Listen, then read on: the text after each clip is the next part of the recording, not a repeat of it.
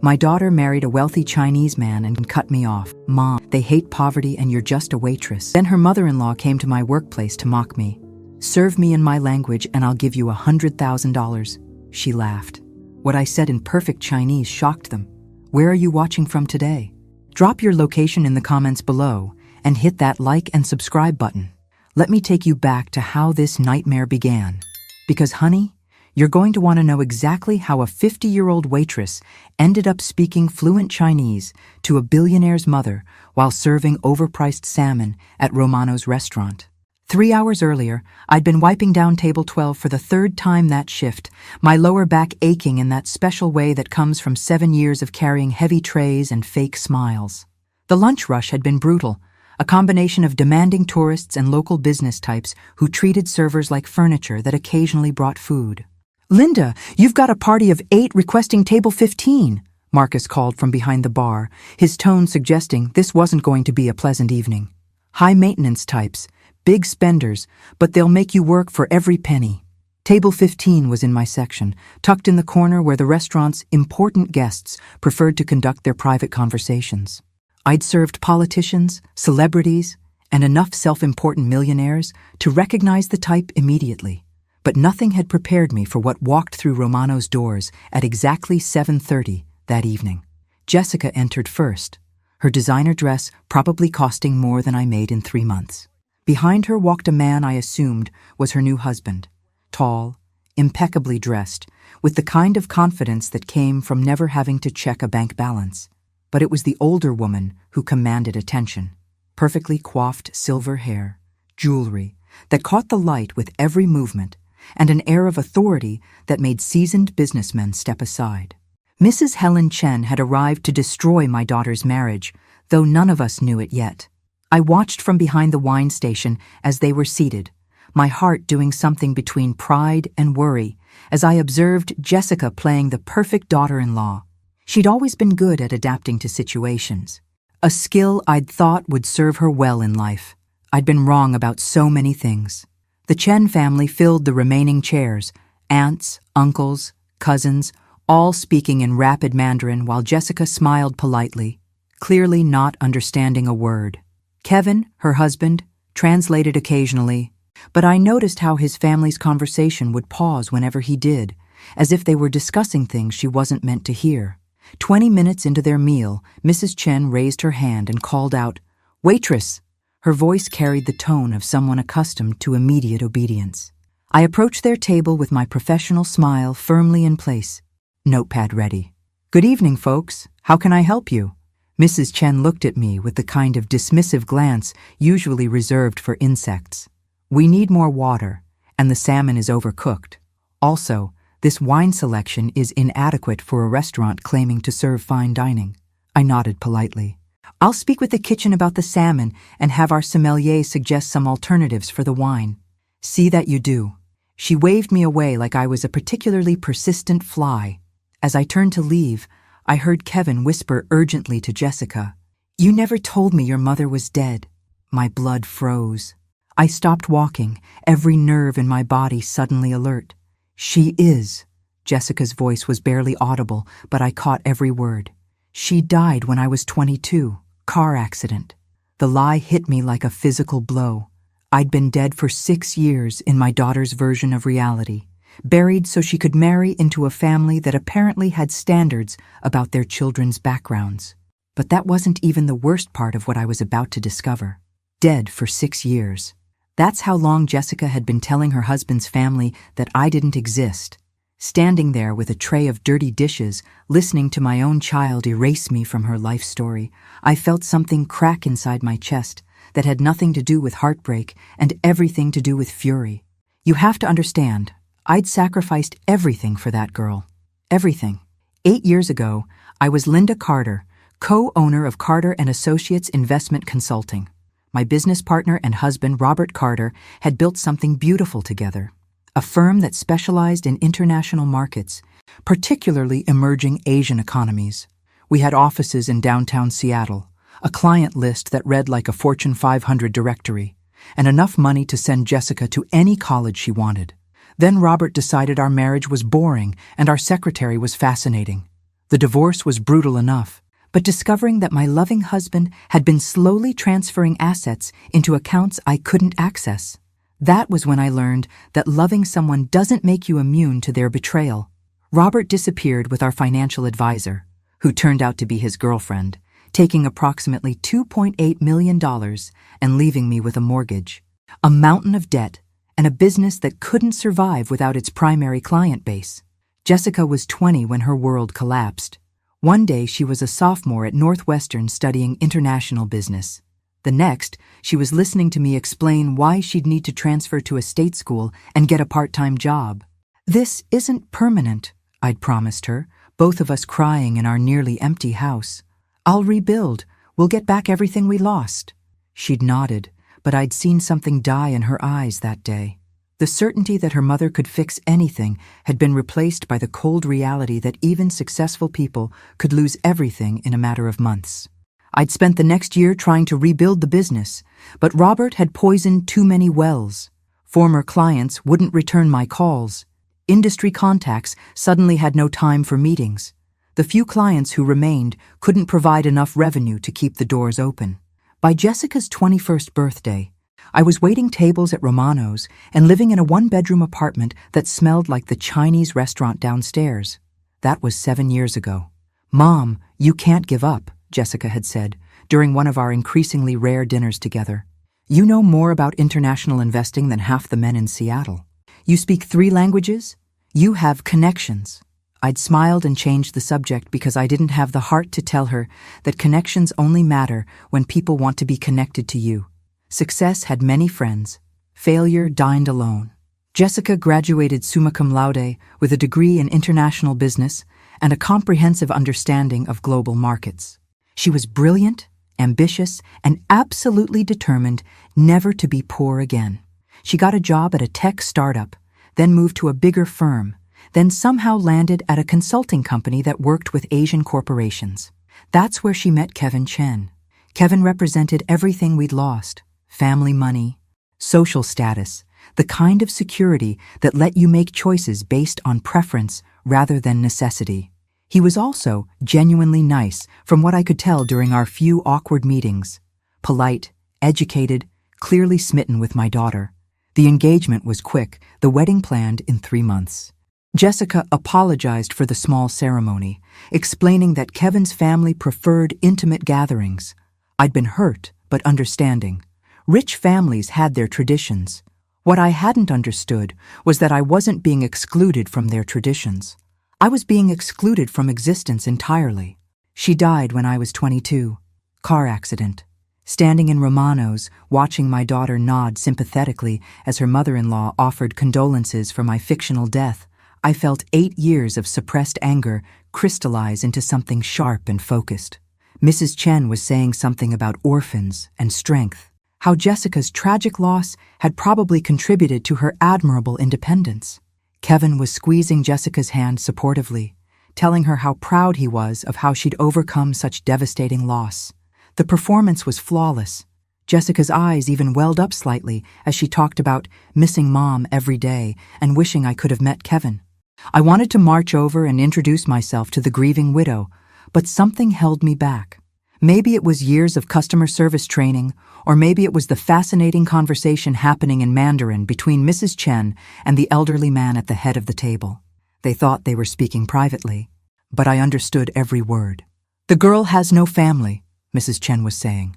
"No connections, no background we need to worry about. Kevin chose well." "Perhaps," the old man replied, his voice carrying the weight of someone accustomed to making final decisions. "But something troubles me about her. She watches too carefully when we speak our language. She's just polite, Father. American politeness." "No," he said firmly. "She watches like someone who understands more than she shows. I don't like deception in family." If only he knew just how much deception was sitting at his table. That's when Mrs. Chen looked at me again, and I saw the exact moment an idea formed behind her perfectly made-up eyes. An idea that would give her the chance to humiliate both the lying daughter-in-law and the working-class mother simultaneously. She smiled, and I knew that smile meant trouble. The conversation in Mandarin continued for another 10 minutes while I pretended to clean tables within earshot.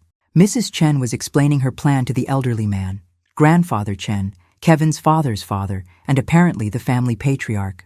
If she's hiding a living mother who works as a servant, Mrs. Chen said, switching between Mandarin and English in that way bilingual families do, then we should see exactly what kind of family Kevin has married into. Grandfather Chen listened without expression, occasionally nodding. At 78, he had the kind of presence that made younger family members unconsciously straighten their posture when he looked their way. His suit was perfectly tailored, his watch cost more than most people's cars, and his eyes missed nothing. "You want to expose the lie publicly," he said finally. "I want to understand what else she's hiding. If she'll lie about her mother being dead, what else isn't true? Her education? Her work experience? For all we know, the girl is a complete fraud." From my position restocking wine glasses, I could see Jessica growing increasingly uncomfortable with the extended Mandarin conversation. She kept glancing at Kevin, who was caught between translating for his wife and participating in his family's discussion. "What are they talking about?" Jessica finally asked, her smile tightening slightly. "Just family business," Kevin replied. But his tone suggested he wasn't entirely comfortable with the direction of the conversation either. Mrs. Chen switched back to English with the fluid ease of someone who wielded multiple languages, like weapons. "Jessica, dear, Kevin tells us you studied international business." "Yes, at Northwestern." Jessica's answer was confident, no hint of the lie she'd been living. "And your specialization?" "Asian markets primarily. I've always been fascinated by the economic development in China, particularly the technology sector." It was true, as far as it went. Jessica had written her senior thesis on Chinese tech companies and their global expansion strategies. What she wasn't mentioning was where she'd learned to analyze international markets, or who had spent hours teaching her to read financial statements and understand currency fluctuations. Mrs. Chen smiled. "How wonderful! And this interest in Chinese business, where did it come from? Family influence?" I watched my daughter's face carefully. This was dangerous territory, and Jessica knew it. "I've always been drawn to understanding different cultures and economic systems," she said diplomatically. "I believe global business requires genuine appreciation for diverse perspectives." Excellent answer. Vague enough to avoid specifics, intellectual enough to sound impressive. "Of course, Mrs. Chen agreed, though I imagine it must have been challenging, studying such complex topics without family guidance. Orphans often struggle with subjects that require cultural context." The word orphan hung in the air like a challenge. Jessica's smile never wavered, but I saw her hands clench slightly in her lap. "I've been fortunate to have excellent professors and mentors," she replied. "Still," Mrs. Chen continued, "there's something to be said for family wisdom. My husband's father, for instance, built our family's first business from nothing. Kevin grew up hearing stories of negotiation strategies, cultural nuances, the importance of understanding not just what people say, but how they think." Grandfather Chen spoke for the first time since the family discussion. "Young woman, do you speak any Mandarin?" Jessica shook her head. "I'm afraid not.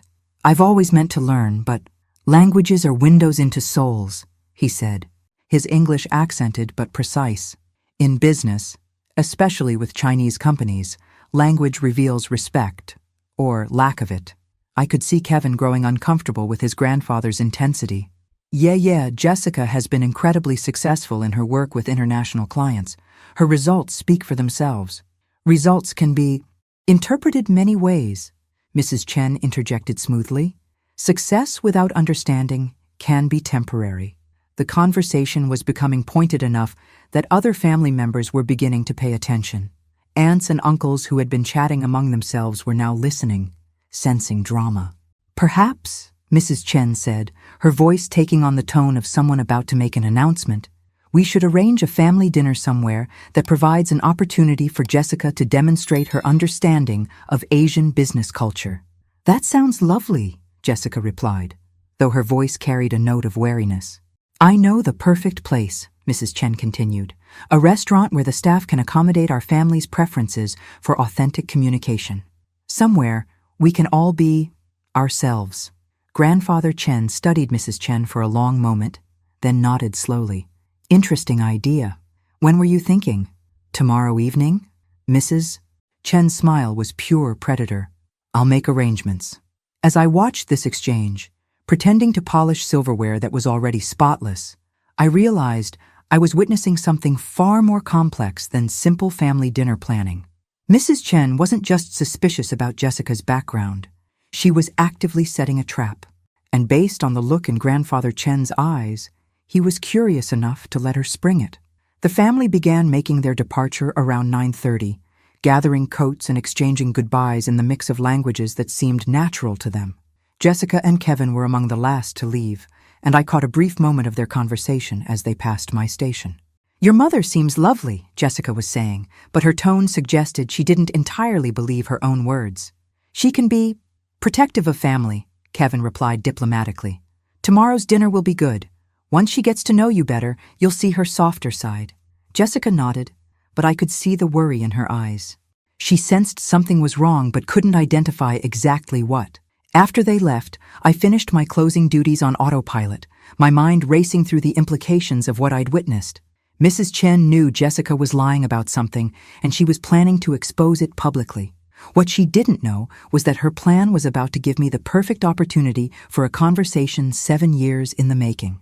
As I drove home to my small apartment, I made a decision that would change everything.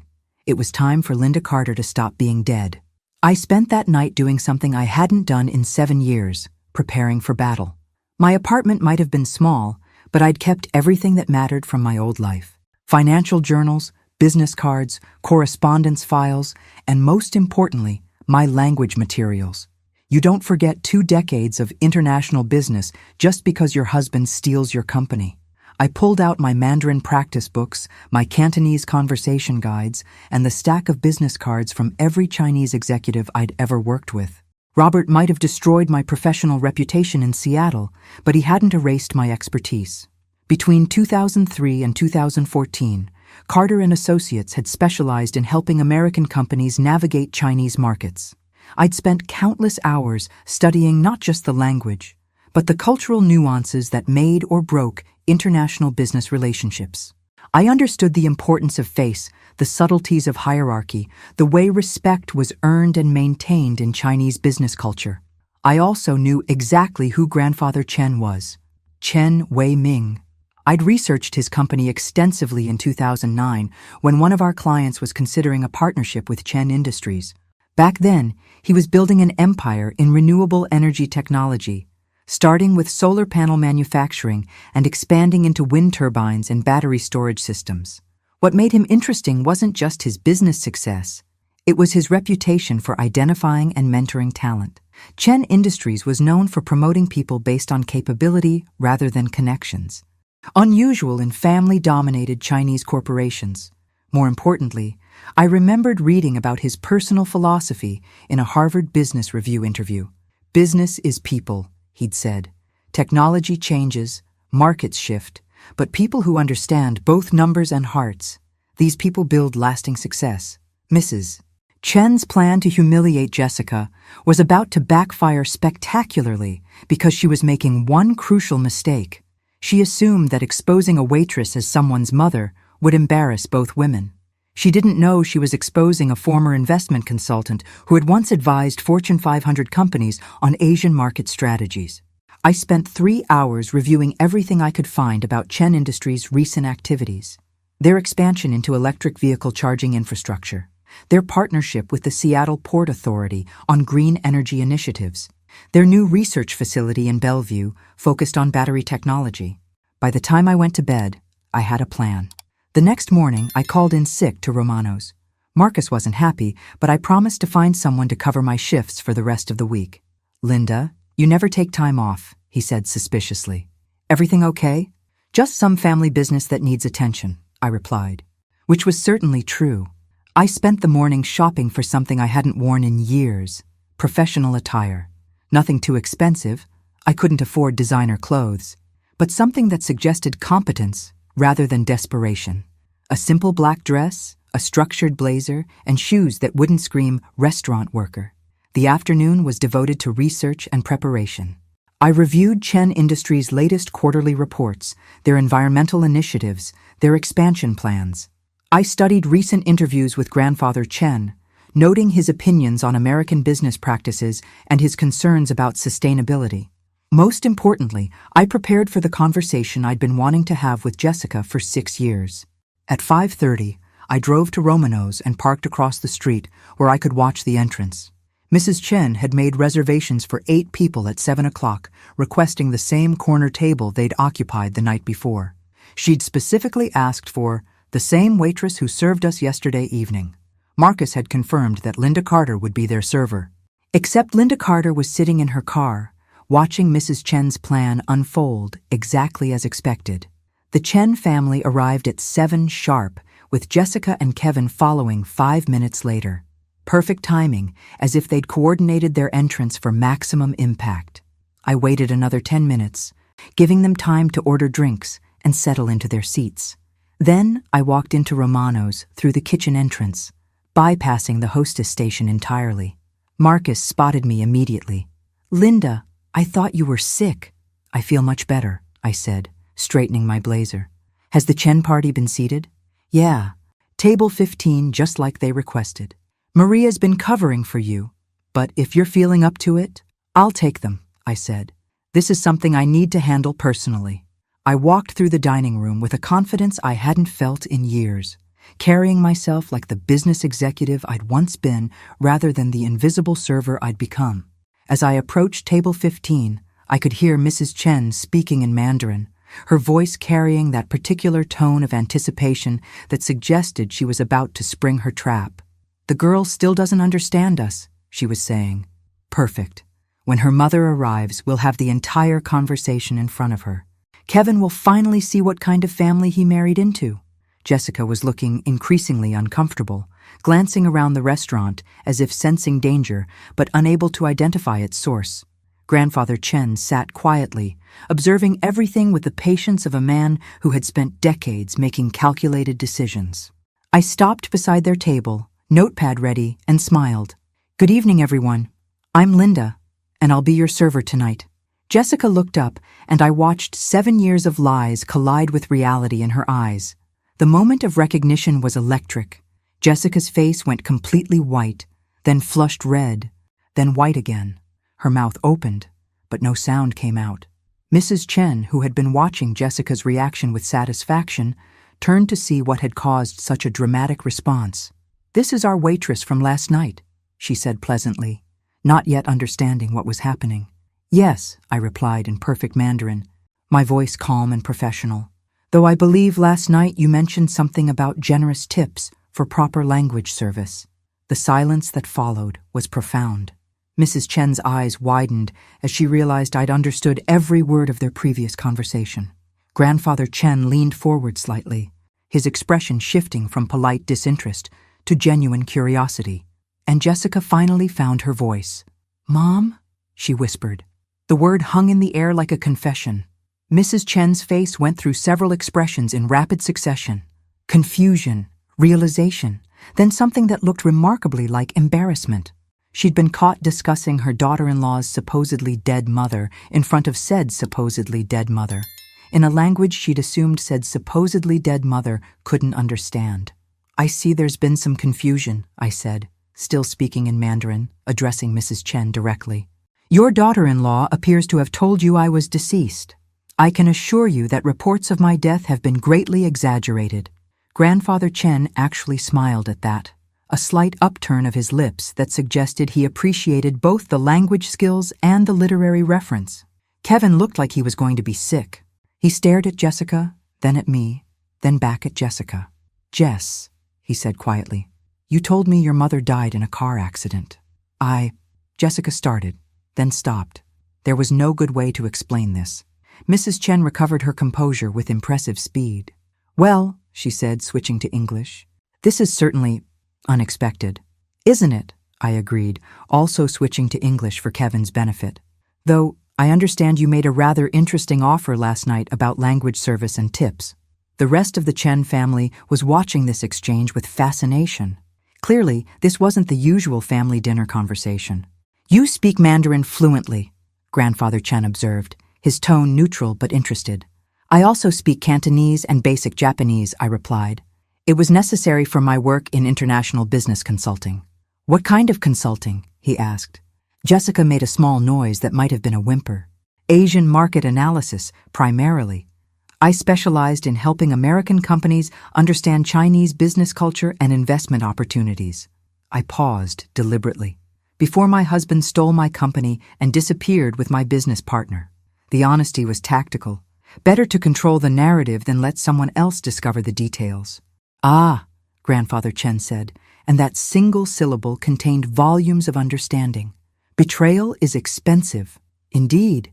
Which is why I've been working here for the past 7 years, rebuilding my life one table at a time. Mrs. Chen had been listening to this exchange with growing awareness of how badly her plan had backfired. Instead of exposing a shameful secret, she'd revealed a woman with exactly the kind of background and experience that the Chen family respected. Jessica, Kevin said, his voice strained. Why would you lie about this? My daughter looked around the table, surrounded by her husband's family, all of them waiting for an explanation that would make sense of the past 24 hours. She started again, then took a deep breath. I was ashamed. The words came out barely above a whisper, but they carried across the table clearly. Ashamed of what? Kevin asked. Of how far we'd fallen. Of losing everything. Of my mother having to wait tables because of what my father did to us. Jessica's voice was gaining strength, but also pain. Your family has everything. Money, status, respect. I didn't want you to know that we'd lost all of that. So you killed me off instead, I said dryly. Very considerate. Jessica flinched. I thought if you didn't exist, then our past didn't exist. I could just be the person I am now, not the person who used to have everything and lost it. Mrs. Chen was studying me with new interest. What did you say your specialization was? Asian markets? Specifically Chinese technology sectors and renewable energy investments. I spent considerable time analyzing emerging companies in solar and wind power development. Grandfather Chen went very still. When was this? 2008 through 2014 primarily, before the market really exploded. You were analyzing Chinese tech companies in 2008, he repeated slowly. Among others, there was one company I found particularly interesting, Chen Industries. Small operation at the time, focusing on solar panel manufacturing with plans to expand into wind turbines. Excellent leadership, strong vision for sustainable energy integration. Now I had his complete attention. You researched my company? Extensively. I was advising a client who was considering partnership opportunities. Your approach to combining traditional manufacturing with innovative technology was fascinating. Very forward-thinking for the time. Mrs. Chen looked between her father-in-law and me, clearly realizing that this conversation had taken an unexpected turn. What was your conclusion? Grandfather Chen asked. That Chen Industries was positioned to become a major player in renewable energy, but only if it could secure sufficient capital for expansion without losing its focus on quality and innovation. I recommended my client pursue a limited partnership with specific technology licensing agreements. And did they? I smiled. No, they decided the Chinese market was too risky and chose to invest in a domestic solar company instead. Which company? Solyndra. Grandfather Chen actually laughed. They lost everything. All $500 million, I confirmed. Sometimes American companies are too afraid of risk to recognize opportunity. The conversation had completely shifted away from Jessica's lies and towards something much more interesting. Business strategy and missed opportunities. I could see Mrs. Chen struggling to regain control of a situation that had spiraled far beyond her original plan. This is all very fascinating, she interjected. But perhaps we should focus on the more immediate issue of honesty in family relationships. Of course, I agreed. Jessica, would you like to explain to your husband why you chose to pretend I was dead rather than simply explaining our circumstances? Jessica looked around the table, tears forming in her eyes. Because I was afraid, she said finally. Afraid that if Kevin knew the truth about our family's failure, he wouldn't want to marry me. Afraid that his family would think I was just after money and status. Were you? Grandfather Chen asked bluntly. After money and status? Jessica was quiet for a long moment. Then she nodded. Partly. I'd been poor and I hated it. I wanted security and Kevin represented security. And what about love? Kevin asked quietly. I do love you, Jessica said, reaching for his hand. But I also loved what you represented. I'm not proud of that, but it's the truth. Mrs. Chen smiled triumphantly. There, she admits it. She married you for money. Actually, Grandfather Chen said, she admits to practical thinking. Marry for love alone, starve in a hut. Marry for money alone, live in a beautiful prison. Marry for both, build something worth having. He turned to me. Your daughter is honest now. That's more than most people manage. Yes, I agreed, though her honesty would have saved everyone considerable embarrassment if she'd chosen to share it earlier. Mrs. Chen was looking frustrated. Her plan to expose and humiliate had instead led to what seemed like a family therapy session with business networking opportunities. The question now, Grandfather Chen continued, is what we do with this information. That's when I realized the evening was far from over, and the most interesting part was just beginning. Grandfather Chen signaled the waiter. Not me, but Marcus, who had been hovering nervously near our table for the past 10 minutes. We need privacy, he said simply. No interruptions. Marcus nodded and immediately moved other diners away from nearby tables, understanding that some conversations required space. Sit, Grandfather Chen said to me, indicating an empty chair that had been brought for their originally planned 8-person party. I'm working, I replied. You're not working right now. Your family meeting. His English was precise, and his tone brooked no argument. I sat. Mrs. Chen looked like she wanted to object, but apparently Grandfather Chen's word was final in family matters. Now, he said, focusing on Jessica and Kevin, we discuss truth, all truth. No more lies, no more shame, no more hiding. He turned to Jessica first. You lied about your mother because you were afraid we would judge your family's poverty, correct? Jessica nodded miserably. And you, he said to Kevin, you never asked difficult questions because you preferred comfortable lies, correct? Kevin flushed, but nodded as well. And you, he said to Mrs. Chen, you suspected lies, but chose public humiliation instead of private conversation, correct? Mrs. Chen's lips tightened, but she nodded. All of you made choices based on fear and pride, very expensive emotions in business and family. He leaned back in his chair. Now we fix problems with facts instead of feelings. He turned to me. Linda Carter, former business consultant specializing in Asian markets. Lost everything due to husband's betrayal. Working as waitress for 7 years. Still understands international business. Speaks 3 languages. Raised daughter who became successful despite family catastrophe. It was an efficient summary. Jessica Chen, he continued. Educated, ambitious, married for love and security. Intelligent enough to lie convincingly for 6 months, which requires considerable planning and emotional control. These are useful skills when applied honestly. Jessica looked surprised by what sounded almost like a compliment. Kevin Chen, he said to his grandson. Good heart, trusting nature, successful in business, but naive about people. Needs to learn that comfortable lies are more dangerous than uncomfortable truths. Kevin nodded slowly. Helen Chen, he said to his daughter-in-law. Protective of family, suspicious of outsiders, but poor judge of when suspicion is useful versus destructive. Mrs. Chen's expression suggested she wasn't entirely pleased with her assessment, but she didn't argue. Now, Grandfather Chen said, we discuss what happens next. He pulled out his phone and made a brief call in rapid Mandarin. I caught enough to understand he was asking someone to bring him some files from his car. In business, he said while we waited, crisis reveals character. Tonight has been very educational. A young man appeared with a leather briefcase, setting it beside Grandfather Chen's chair before departing quickly. Linda, Grandfather Chen said, opening the briefcase and removing several documents. You said you recommended against Solyndra investment. What would you have recommended instead? The question seemed like a test, so I considered my answer carefully. In 2008, diversified investment in 3 companies. First Solar for established technology, Chen Industries for innovation potential, and BYD for market access. Equal shares, different risk profiles, coverage of major market segments. BYD, he repeated. Chinese company.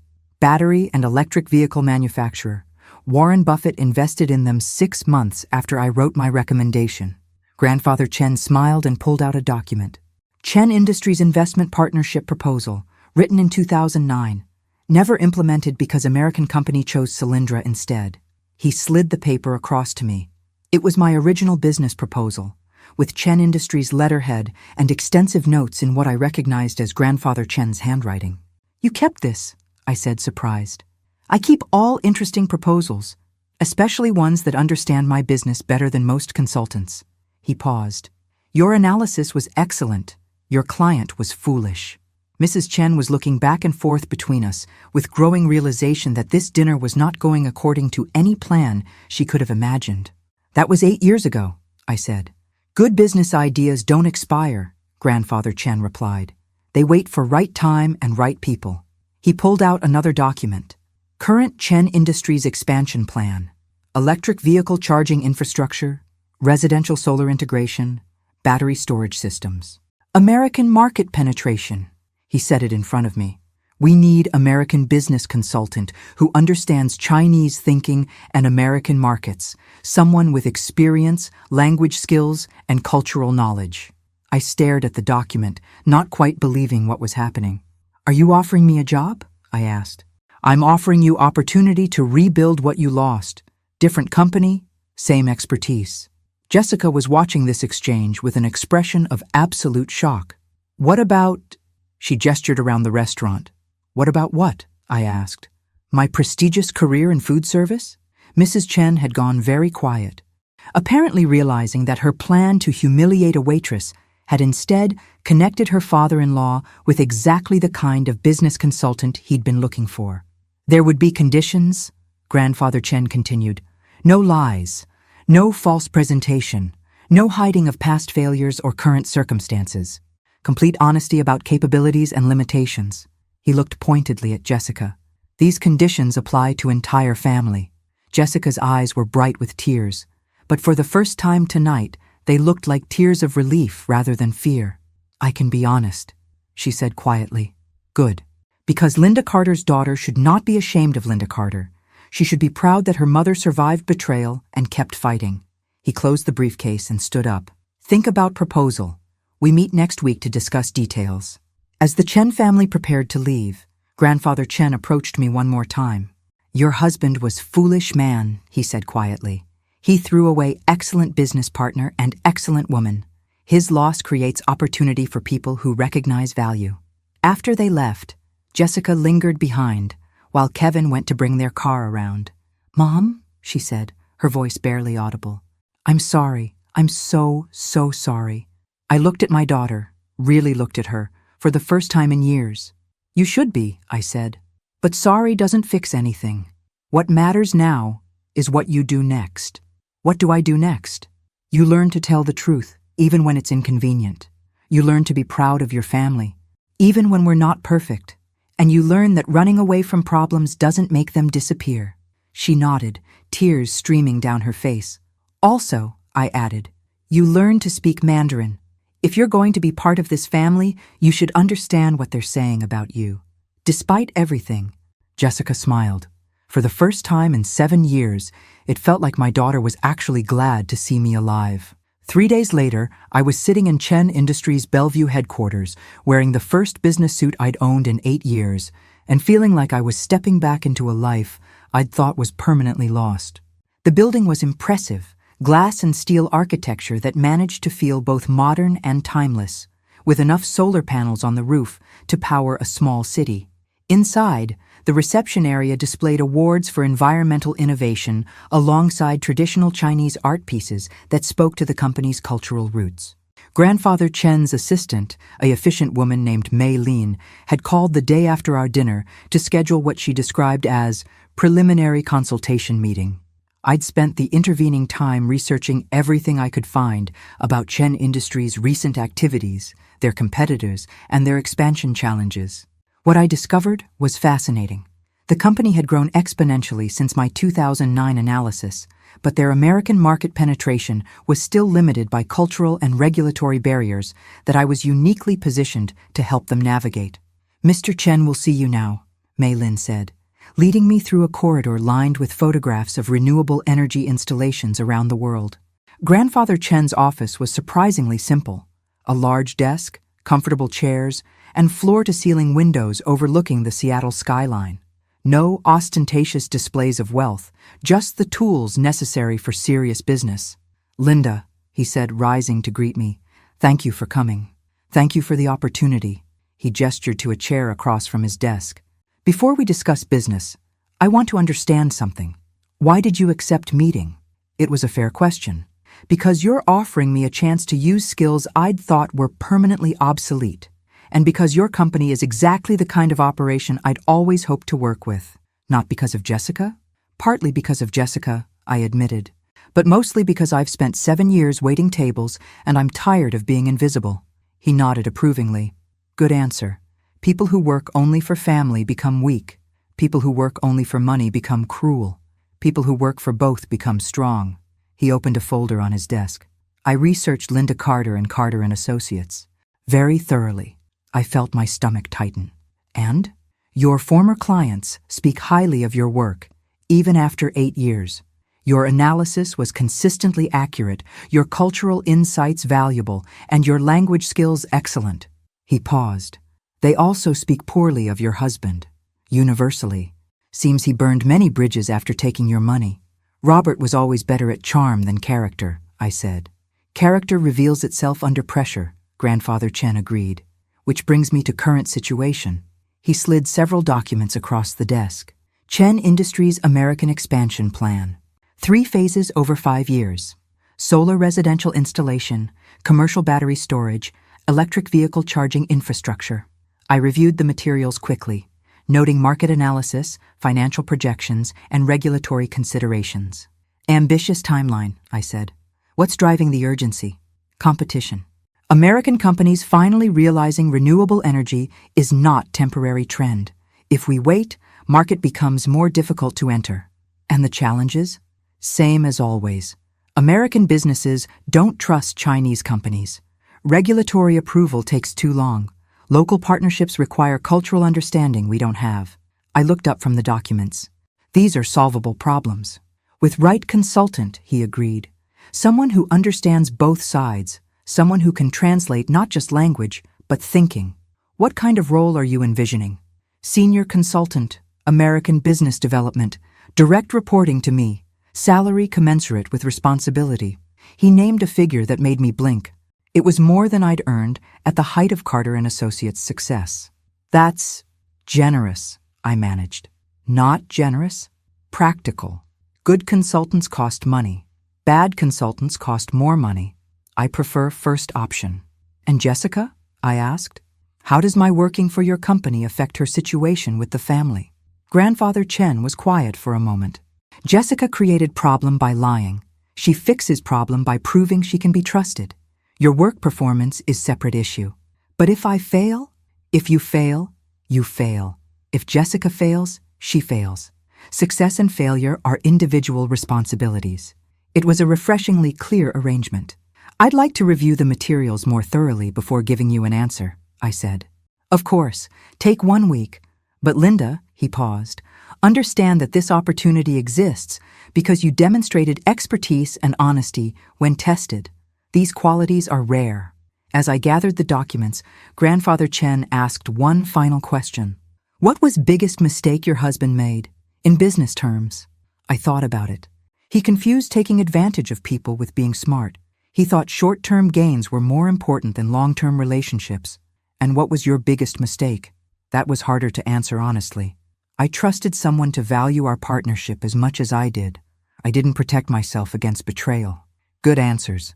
Trust is necessary for business, but verification is necessary for survival. Walking back to my car, I felt something I hadn't experienced in 8 years: professional excitement.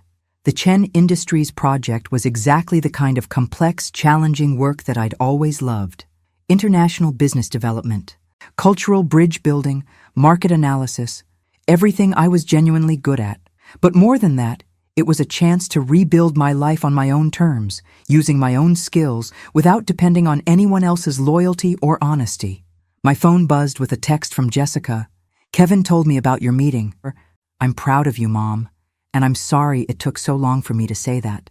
I smiled and typed back, "Pride isn't something you give someone. It's something you earn. But thank you. For the first time in 7 years, I felt like Linda Carter was coming back to life, and this time I wasn't sharing ownership with anyone. I spent the next week preparing for what felt like the most important business decision of my life. The Chen Industries documents revealed a company at a crucial expansion point, successful enough to take significant risks, but not so established that failure wouldn't be costly. Their American market penetration strategy was smart but incomplete. They understood the technical challenges of renewable energy infrastructure, but they underestimated the cultural and political complexities of doing business in the United States as a Chinese company. That's where my expertise would be invaluable. On Friday morning, I called Mei Lin to schedule a follow-up meeting. "Mr. Chen can see you Monday at 10, she said. "He's asked that you prepare a preliminary assessment of the market entry challenges." That weekend, I worked harder than I had in years, analyzing market data, regulatory requirements, and competitive landscapes. I also spent considerable time researching public perception of Chinese companies in American markets, because success would depend as much on managing public relations as on delivering quality products. Monday morning, I arrived at Chen Industries with a 30-page analysis and a clear recommendation. "Linda," Grandfather Chen said, gesturing me to the conference table where several other executives were already seated. "Please meet my senior team." The introductions were conducted in both English and Mandarin, establishing my language skills immediately. The team was impressive: engineers, financial analysts, and marketing specialists who clearly knew their business inside and out. "We've reviewed your background," said Director Zhang, the head of American operations. "Very interesting resume. What's your assessment of our expansion timeline?" "Too aggressive," I said immediately. "You're trying to enter 3 market segments simultaneously, which will strain resources and divide focus." The room went quiet. Apparently they weren't expecting criticism. "Explain," Grandfather Chen said. "American businesses are suspicious of Chinese companies, especially in technology sectors. If you launch 3 major initiatives at once, you'll be seen as an invasion rather than a partnership. Regulatory approval will be slower, public resistance will be higher, and competitors will have time to organize opposition." "What do you recommend?" Director Zhang asked. "Sequential entry. Start with residential solar installation. It's the most politically palatable and has the highest consumer acceptance. Use that success to build relationships and credibility. Then expand into commercial battery storage, then vehicle charging infrastructure. That delays our timeline by 2 years, another executive pointed out. "It ensures your timeline is achievable," I replied. "Fast failure is still failure." Grandfather Chen was smiling slightly. "Continue. You also need American partnerships, not just American customers. Find established companies that need your technology, but lack your manufacturing capabilities. Joint ventures reduce political resistance and provide market credibility." I opened my folder and distributed copies of my analysis. I've identified 6 potential partners in the solar installation sector, 3 in battery storage, and 4 in vehicle charging. All have complementary capabilities and established customer bases. The room was quiet while they reviewed my recommendations. "This approach requires patience," Director Zhang observed. "All worthwhile success requires patience," Grandfather Chen replied. "Quick success is usually temporary success." We spent the next 2 hours going through my analysis in detail. The team asked excellent questions, challenging my assumptions and testing my understanding of market dynamics. It felt like the kind of productive business meeting I'd missed desperately. "Preliminary assessment is excellent," Grandfather Chen said as the meeting concluded. "Now we discuss practical matters." After the others left, he handed me a formal offer letter. Senior consultant, American business development, base salary, performance bonuses, equity participation, start date negotiable. I read through the terms carefully.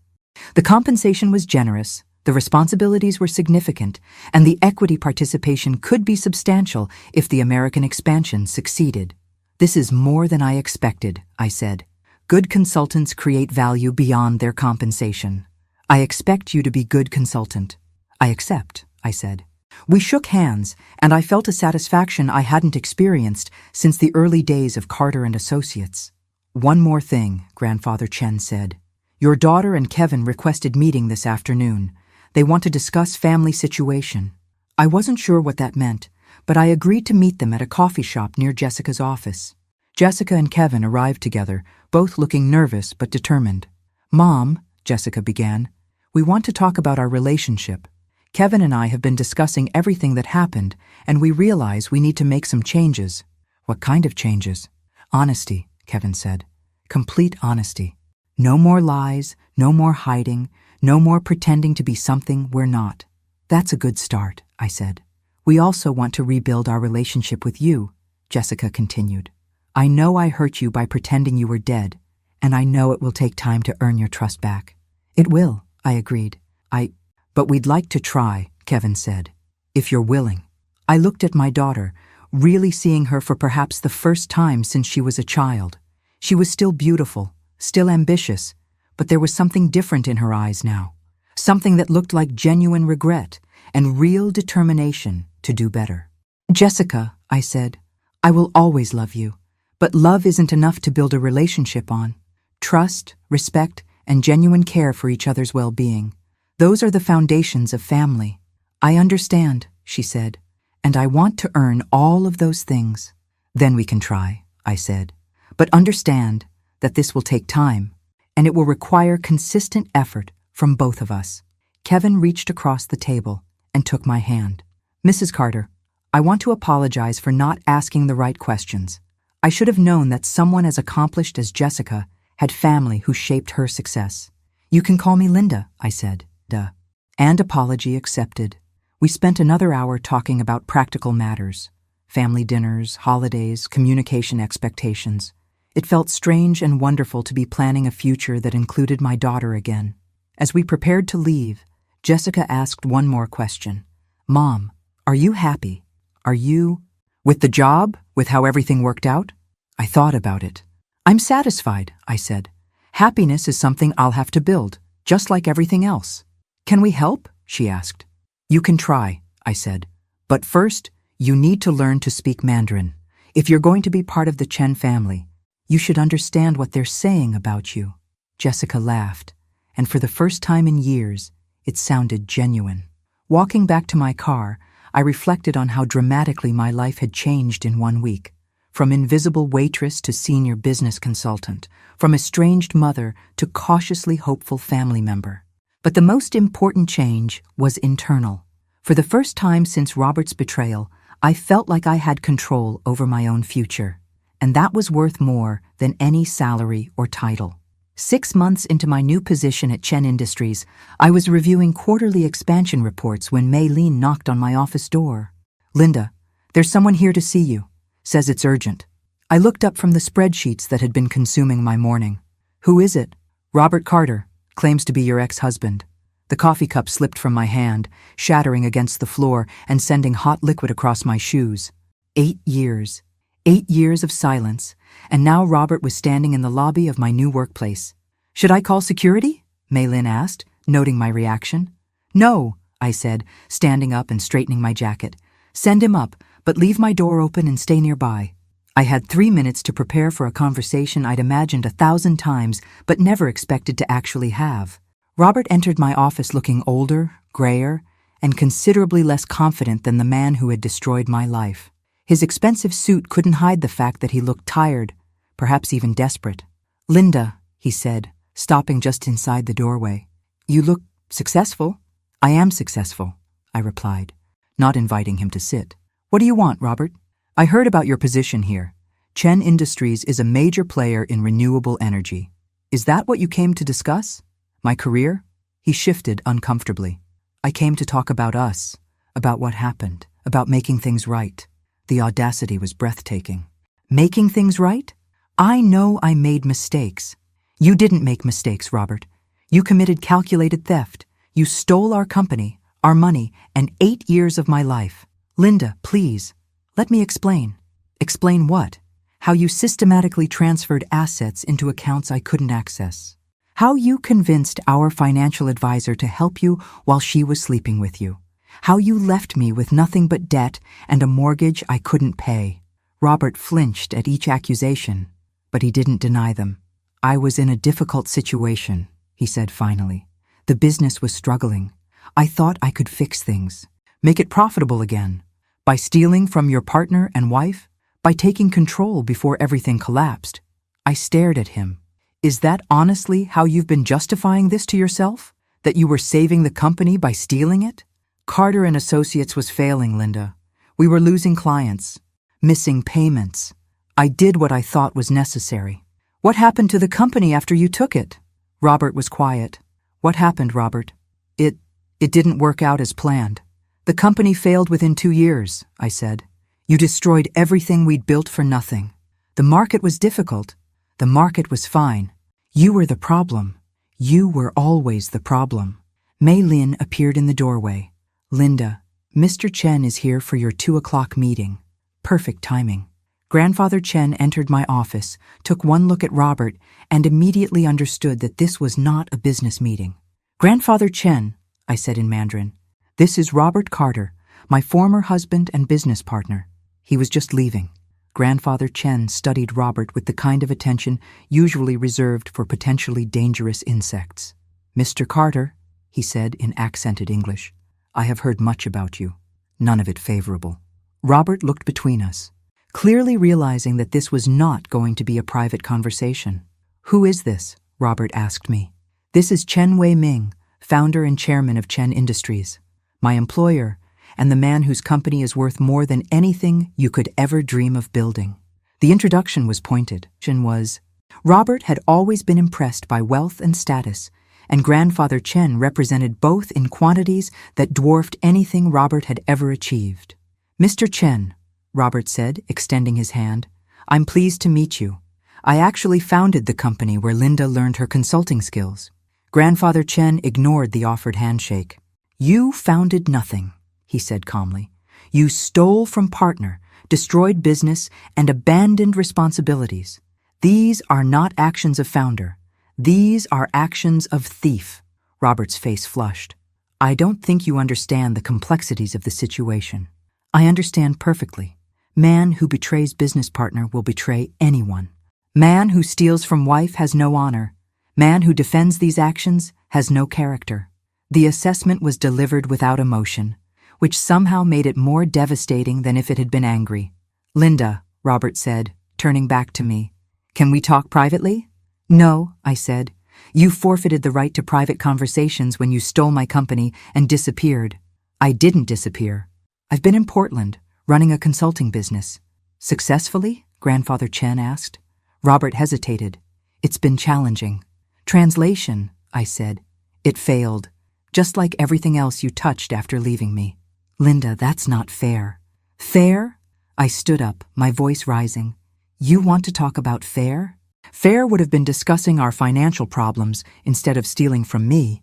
Fair would have been divorce proceedings that didn't leave me homeless. Fair would have been any consideration for the woman who helped you build everything you stole. Robert looked around my office, taking in the expensive furniture, the view of Seattle's skyline, the awards and certificates that represented my success. You've done well for yourself, he said finally. I've rebuilt what you destroyed, I corrected him. Without your help, without your money, and without your approval. I'm glad, he said, and for a moment he sounded sincere. I always knew you were talented. Then why did you steal from me? The question hung in the air without an answer. What do you want, Robert? I asked again. I want to make amends. I want to pay back what I took. Grandfather Chen made a sound that might have been laughter. You can repay 8 years of stolen income? I asked. You can repay the professional reputation you destroyed? You can repay the stress, the humiliation, the nights I spent working double shifts at a restaurant because my partner stole my livelihood? I can try, Robert said quietly. How much? Grandfather Chen asked suddenly. Excuse me? How much money do you have to repay debt to Linda? Robert hesitated. I don't have liquid capital right now, but how much? Grandfather Chen repeated. Maybe 50,000 if I liquidate some assets. The silence that followed was profound. Original theft was $2.8 million, Grandfather Chen said. Interest over 8 years, lost income, damaged reputation, total debt approximately $15 million. Robert went pale. $50,000, Grandfather Chen continued, is insulting gesture, not serious repayment. I understand the amount seems small. Amount is not small, Grandfather Chen said. Amount is meaningless, like offering single grain of rice to starving person. I looked at my ex-husband, this man who had once been my partner in business and life, and felt something I hadn't expected. Pity. Robert, I said quietly, I don't want your $50,000. I don't want your apologies. I don't want anything from you. Then what can I do? You can leave. You can go back to Portland and your failing consulting business and never contact me again. Linda, you can also remember that the woman you thought you destroyed is now more successful than you ever were. That the company you stole and ruined has been replaced by something better. That your betrayal, which you thought was so clever, actually freed me to build a life you could never have given me. Robert stared at me for a long moment, then nodded slowly. I'm sorry, he said. I know you are, I replied. But sorry doesn't undo the damage. It just means you finally understand the cost. After he left, Grandfather Chen and I sat in silence for several minutes. Difficult conversation, he observed finally. Necessary conversation, I replied. Some ghosts need to be faced before they can be buried. And now? Now I get back to work. The quarterly reports won't analyze themselves. Grandfather Chen smiled. Good answer. Past creates lessons, not limitations. That evening, I called Jessica to tell her about Robert's visit. How do you feel? She asked after I'd described the conversation. Relieved, I said, surprised by my own answer. For 8 years I've been angry at a memory. Today I realized that the memory was more powerful than the reality. What do you mean? I mean that Robert is just a middle-aged man who made terrible choices and has been living with the consequences ever since. He's not the monster I'd built him up to be in my mind. He's just someone who betrayed his principles and lost everything that mattered. Do you forgive him? I thought about it. Forgiveness implies that what he did was forgivable. It wasn't, but I'm not going to let his choices continue controlling my life. That sounds healthy. It feels healthy, I agreed. Like finally putting down a weight I'd been carrying without realizing how heavy it was. Mom? Yes?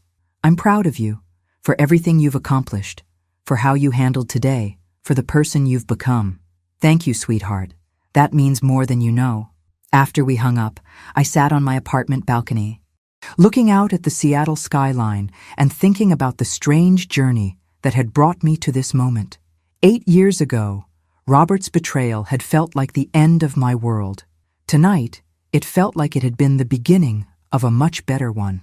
2 years after Robert's visit, I was sitting in the boardroom of Chen Industries' new American headquarters, reviewing the quarterly reports that showed our U.S. operations had exceeded all projected targets for the 3rd consecutive quarter. The residential solar division was operating in 12 states. Our commercial battery storage partnerships had expanded to include major retailers and manufacturing companies. The electric vehicle charging infrastructure project was ahead of schedule and under budget. More importantly, we'd achieved something I'd considered impossible when I first reviewed their expansion plans. Chen Industries was now seen as an American success story that happened to be Chinese-owned, rather than a Chinese invasion of American markets. Outstanding results, Grandfather Chen said, reviewing the same reports from his position at the head of the table. American expansion is exceeding all projections. The senior team around the table, half American executives, half Chinese expatriates, represented exactly the kind of cultural integration that made complex international business actually work. Linda, Director Zhang said, the partnership with Morrison Electric has requested expansion into 5 additional states. They want to triple their solar installation capacity. Excellent, I replied. That puts us ahead of the timeline for Phase 3 implementation. My phone buzzed with a text from Jessica. Dinner tonight? Kevin's parents are in town and want to see you. I smiled and typed back, looking forward to it. The relationship with Jessica had slowly rebuilt over the past 2 years. Not the mother-daughter relationship we'd had when she was young, but something stronger. A friendship between 2 adults who respected each other's capabilities and chose to prioritize family connection. Kevin and Jessica's marriage had also strengthened considerably once honesty became their default communication style. It turned out that Kevin found Jessica's ambition and survival instincts attractive rather than concerning, and Jessica discovered that Kevin's genuine kindness wasn't a weakness to be exploited, but a strength to be treasured. Meeting adjourned, Grandfather Chen announced. Excellent work, everyone. As the room cleared, he gestured for me to remain behind. Linda, I have proposal for you. Another expansion project? Different kind of expansion. Personal expansion. I wasn't sure what that meant. Chen Industries Europe division needs senior consultant for renewable energy market development. Based in London, travel throughout European Union. Excellent opportunity for someone with your skills. The offer was intriguing but unexpected. Are you trying to get rid of me? Grandfather Chen laughed. Opposite. I'm trying to give you opportunity for growth that American division cannot provide. What about the American operations? American operations are successful because of systems you created, partnerships you negotiated, cultural bridges you built. These systems will continue without daily supervision. He was right. The American expansion had succeeded because we'd established sustainable processes and reliable partnerships, not because of constant crisis management. London, I said, considering the possibility. 2-year assignment. Salary increase, housing allowance, equity participation in European expansion. Return to Seattle whenever you choose. Why me? Because European markets have same cultural challenges as American markets, but different regulatory environment. You understand how to translate Chinese business thinking into Western frameworks. It was an enormous opportunity. The kind of career advancement I'd never dared hope for after Robert's betrayal. Can I think about it? Of course. But understand that this represents recognition of exceptional performance. Chen Industries does not offer international assignments to mediocre consultants. That evening I met Jessica, Kevin and his parents at a restaurant that had become our regular family gathering place. Not Romano's, I'd never set foot in that place again, but a quiet neighborhood spot where we could talk without interruption.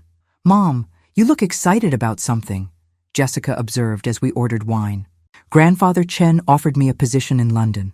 European market development. London! Kevin's mother, who had completely reversed her opinion of me over the past 2 years, looked thrilled. How wonderful! Though we'll miss you terribly. It's just for 2 years, I said, and I haven't decided yet. What's holding you back? Jessica asked. I thought about it. I've spent the last 10 years rebuilding my life in Seattle. This apartment, this job, our relationship, everything I've worked for is here. Mom, Jessica said gently, 2 years ago you were waiting tables and we hadn't spoken in 6 years. Look how much can change when you take chances on new opportunities. She was right. Of course. Also, Kevin added, Jessica and I have been talking about spending a year in London anyway. My company wants to establish a European office, and Jessica's been offered a consulting position with an international development firm. You'd be there too? If you take the job, Jessica said, we'd coordinate our timing so we could all be there together. The possibility of working in London while having family nearby was appealing. What do you think I should do? I asked the table. I think, Kevin's father said, that successful people take calculated risks when the potential reward exceeds the possible cost. I think, his mother added, that you've earned the right to pursue opportunities that excite you rather than just opportunities that provide security. I think, Jessica said, that my mother is brilliant and capable and deserves to see how far her talents can take her. I think, Kevin concluded, that Grandfather Chen doesn't make offers like this lightly. If he thinks you're ready for this challenge, you probably are. Looking around the table at these people who had become my family, not through birth or obligation, but through choice and effort, I realized something important. For the first time in my adult life, I was making a decision based purely on potential rather than fear. I'm going to take it, I said. The table erupted in congratulations and excited planning conversations about London neighborhoods and weekend trips to Paris. Later that night, as I sat in my apartment looking out at Seattle's skyline one more time, I reflected on the strange journey that had brought me to this moment. 5 years ago, I'd been a waitress being humiliated by a customer who spoke a language she assumed I couldn't understand. Tomorrow, I'd be accepting a position as senior international consultant for one of the world's largest renewable energy companies. The transformation had nothing to do with luck and everything to do with recognizing that my knowledge, skills, and experience had value, regardless of what other people chose to see. I picked up my phone and called Grandfather Chen. "I accept your offer," I said when he answered. "Excellent decision. When can you start?" "Give me 2 months to transition my current projects and find someone to cover my apartment." "Done. Welcome to Chen Industries Europe, Linda Carter." After hanging up, I poured myself a glass of wine and made a toast to my empty apartment. "Here's to second chances," I said aloud, "and to never letting anyone make you invisible again." The reflection in my window showed a 52-year-old woman who had lost everything and rebuilt it into something better than she'd ever imagined possible. Sometimes the best revenge isn't destroying the people who hurt you. Sometimes it's thriving so completely in their absence that you forget they ever existed. And sometimes, if you're very lucky, it's discovering that the end of one story is just the beginning of a much better one.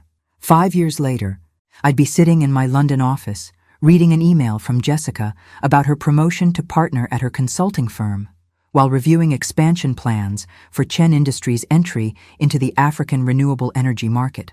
But that's a story for another day.